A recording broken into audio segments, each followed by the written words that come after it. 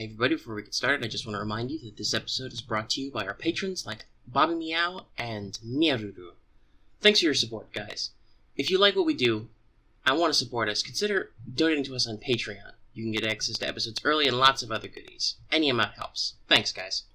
Hello everyone, welcome back to the channel. It is time once again to talk about Star Wars Legion by Fantasy Flight Games. So, as far as I can tell, there wasn't a preview article for Fleet Troopers, I'm pretty sure. I would have noticed it because I follow them on Twitter, and also I, follow communities who take note of such things.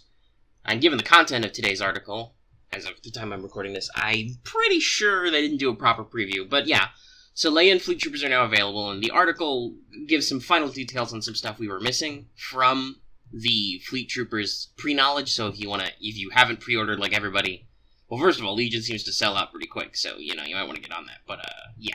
We've got some final details if you want to go into. Also, another note, did see some unboxings confirmed Leia does have environmental gear, just like Veers. Anyway, let's move on in to the Fleet Troop final details. So first, let's recap the Fleet Troopers real quick. We've got that lovely double-sided card they show us. Lovely card fan. So we can see the whole thing there. 44 points. They got 1 health, 1 courage. They got a white armor die. They have Surge to hit and Surge to block. Both surges, pretty good. Not as good as, like, say, Surge to crit, but still decent. They have heavy weapons, specialist, gear, and grenade upgrades. They have the typical single black die unarmed melee. And then they have 2 white dice for the DH-17 blaster pistol. Ooh, sorry about that slight squeak in my voice. Which has 2 dice, as I said, at range 1 and 2, which are white. So, there's a lot to do about this. The range difference can be a severe hamper in open areas, but mathematically speaking, the added die means that per mini, they're just redonkulous amounts of potential, especially given that they have their special keyword, Ready 1, which means after you perform a standby action, gain 1 aim token. So all in all, this builds a kind of ambush or a prepare kind of unit. With 2 speed, you want to move them around, possibly, move them, behind cover or out of line of sight, pop a ready, then you're ready for when people move in. Because remember, the way suppression works is it procs as part of the attack, so you do take suppression before standby can trigger if somebody shoots at you. So if somebody's already in range 2, then you're boned. They're gonna go ahead and hit you. If they move into range 2, and then you pop a token, that's what ready or standby is effective against, and by extension. And obviously, the aim token's good because you got white dice. You got a lot of white dice, so the ability to reroll a couple of them, into possibly hits or surges, pretty good. In general, yeah, they're very much a close quarters fight. You need to get them up close. But when you do, they can throw a lot of dice. I think a key thing to remember here is what the actual rule of terrain is. The competitive terrain rule says you should be covering 25% of the board. There have been some topics about this in several Legion communities, including the Legion forums right now, about how much terrain you should be using. And a decent number of this terrain should be, line of sight blocking.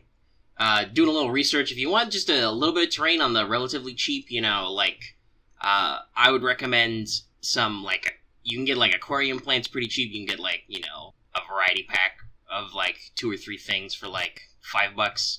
Probably less if you know where to look. You can also go down to your dollar store. I always remember, when I was a kid, buying the bags of plastic army men that almost always come with a couple of pieces of, sandbag barricades, or, barbed wire fences.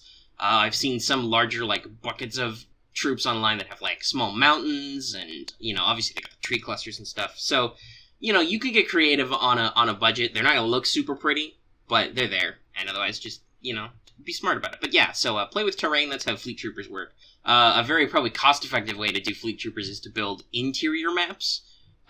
Just, build corridors and, planes where there's blind corners, there's, T or cross junctions you can go around. If you want to be creative, you can build scenarios where you can, open and close doors, stuff like that. Yeah, other than the terrain issue, there's not really a lot to talk about Fleet Troopers. They've been probably analyzed to death at this point.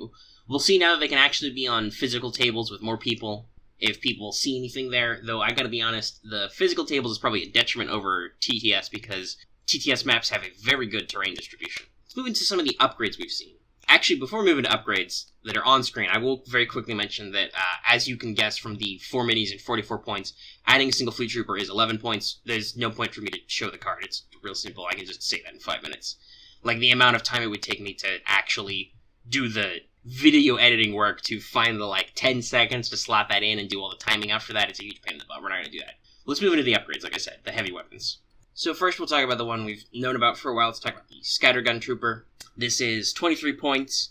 It adds 1 Scattergun Mini, which gives you a new weapon attack. At range 1 to 2, you get 2 red dice for a Pierce 1 attack. So that means that barring special cases like Impervious or characters who are immune to Pierce, you'll always get 1 damage through. You are very likely to do that 1 damage with a Surge to hit icon on the red die. I think that means there's only 1 blank, and there's still a crit on there. So yeah, no, Scatterguns are very effective. I think, especially with using your standby strats, adding a Scattergun Trooper for only 23 points is pretty cost-effective. It gives you some very nasty dice to work with, which are very likely to do damage, and you're definitely going to get 1 damage through, so that's for normal core units, that's 1 dead guy. And at the very least can be significant amounts of health to other people. There's no anti-armor in it at all, which is kind of a pain.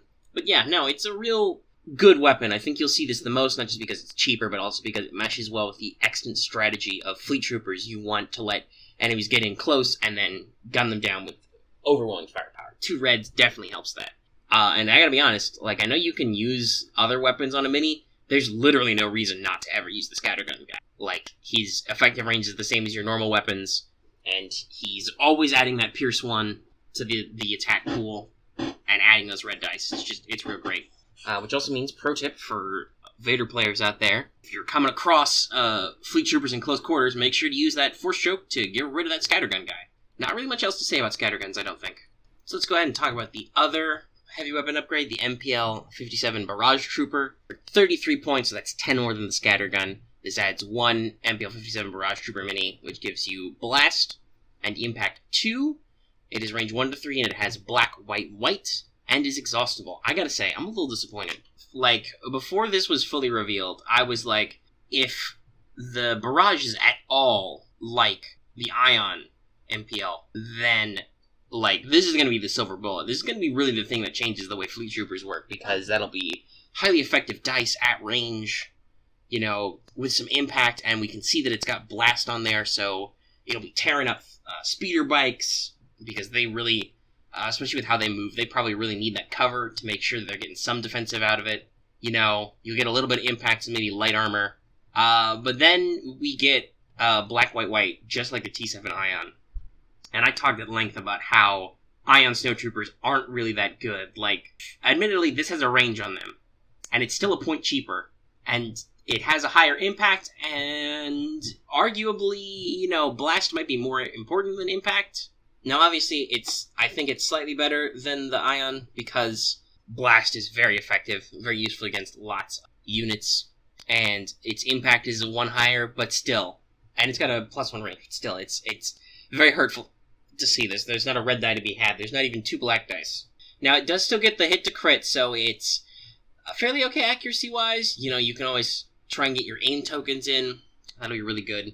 I think definitely if you're going to go this route, I would combine it with scopes, so you can, if you're hopefully getting aim tokens or getting able to use them, you can kind of hold them off. And honestly, because of the action efficiency of... Is it ready? Yeah, it's ready is their keyword. I always have a hard time between steady and ready, but ready is their keyword. Between ready 1 and this, you've got a little bit of action efficiency, so assuming you're not suppressed, which obviously is kind of a hindrance a lot of the time, if you've got a couple of tokens, you gotta rely on rallying to get them clear.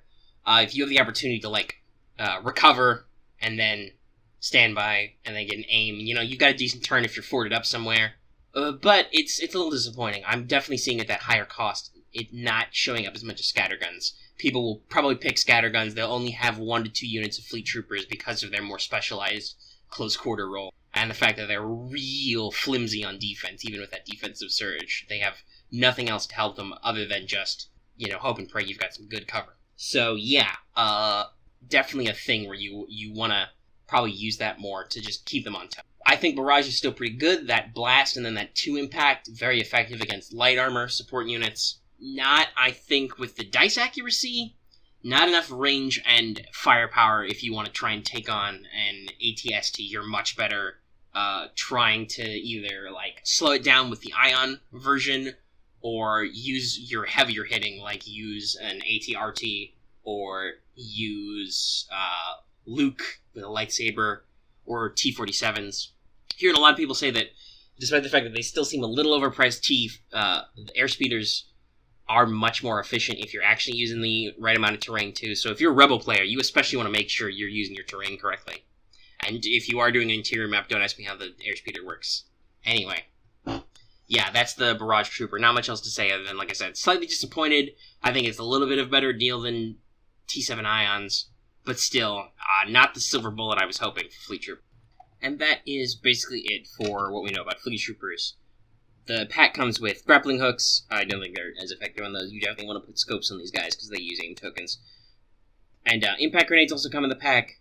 I will say that's kind of a shame about that because while the MPL is also good at range 1, which can be seen as A+, impact grenades are probably a way more cost-effective way to get impact if you really need it. Though, you know, that adds blast, that could be helpful. But anyway, yeah, just not much else to say in there.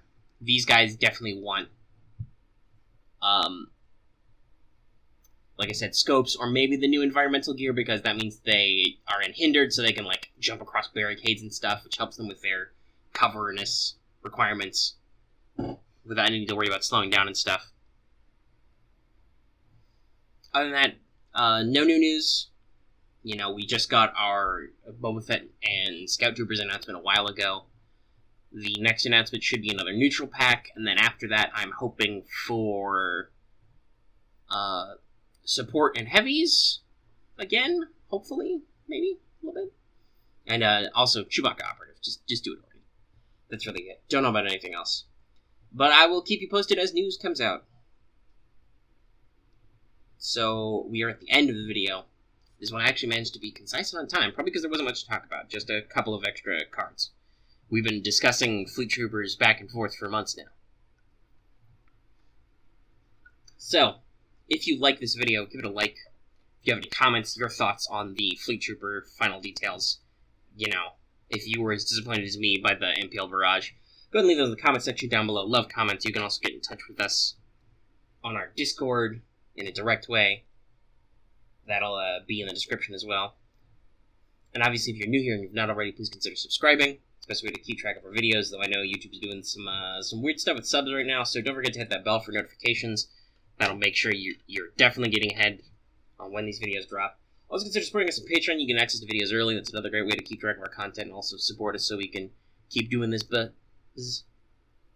And yeah, I will see you guys next time. Thanks for your time. This is the part where I usually have something like pithy or catchy to say, but I really don't know what that is for Legion. Most of the stuff I want to say sounds like it's going to get me reported to YouTube. So I'll just, leave you guys with that thought.